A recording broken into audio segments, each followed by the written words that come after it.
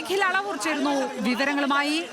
നിഖിൽ, ചെറിയ തോതിൽ സംഘർഷം രൂപപ്പെടുന്നുണ്ട്. അവിടെ ആളുകളെ ബലപ്രയോഗത്തിലൂടെ അറസ്റ്റ് ചെയ്ത് മാറ്റുകയാണോ പോലീസ്? തീർച്ചയായും പോലീസ് അത്തരമൊരു നടപടിയിലേക്ക് കടന്നിരിക്കുന്നു. കാരണം എണ്ണത്തിൽ കുറവാണെങ്കിലും പ്രവർത്തകരുടെ ഭാഗത്തു നിന്നുള്ള പ്രതിഷേധം അത് വലിയ രീതിയിലേക്ക് പോകുന്ന ഒരു സാഹചര്യത്തിലാണ് പോലീസ് ഇപ്പോൾ ബലം പ്രയോഗിച്ച് അറസ്റ്റ് ചെയ്ത് നീക്കുന്നതിലേക്ക് കടന്നിരിക്കുന്നത്.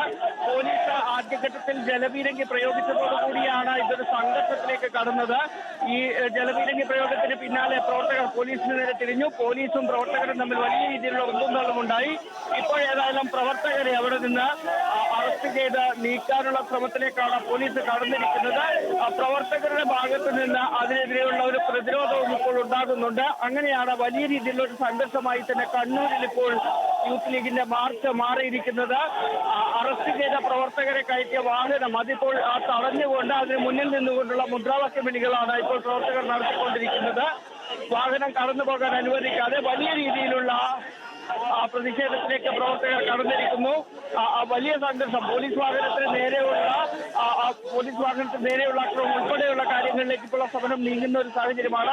ടൗൺ പോലീസിന്റെ വാഹനം അത് തടഞ്ഞുകൊണ്ട് പ്രവർത്തകർ ഇപ്പോൾ മുദ്രാവാക്യം വിളിക്കുകയാണ്. അറസ്റ്റ് ചെയ്ത പ്രവർത്തകരുമായി പോകാൻ സമ്മതിക്കില്ല എന്നൊരു നിലപാടിലാണ് ഇപ്പോൾ യൂത്ത് ലീഗ് പ്രവർത്തകരുള്ളത്. ഏതായാലും വലിയ രീതിയിലുള്ള ഒരു സംഘർഷത്തിലേക്ക് തന്നെ കണ്ണൂരിൽ യൂത്ത് ലീഗിന്റെ മാർച്ച് എത്തുന്നു എന്നുള്ളതാണ്. പോലീസ് വാഹനം തടഞ്ഞുകൊണ്ടുള്ള ഒരു പ്രതിഷേധമാണ് നടക്കുന്നത്. ഇപ്പോഴേതായാലും നേതാക്കൾ ഉൾപ്പെടെ ഇടപെട്ട് വാഹനം അവിടെ നിന്ന് കടത്തിവിടുകയാണ്. പക്ഷേ പ്രവർത്തകർ പിന്തിരിയാൻ തയ്യാറാകുന്നില്ല. വാഹനം മുന്നോട്ടെടുക്കാൻ അനുവദിക്കാതെ ഇപ്പോഴും പോലീസ് വാഹനത്തിൽ നിന്ന്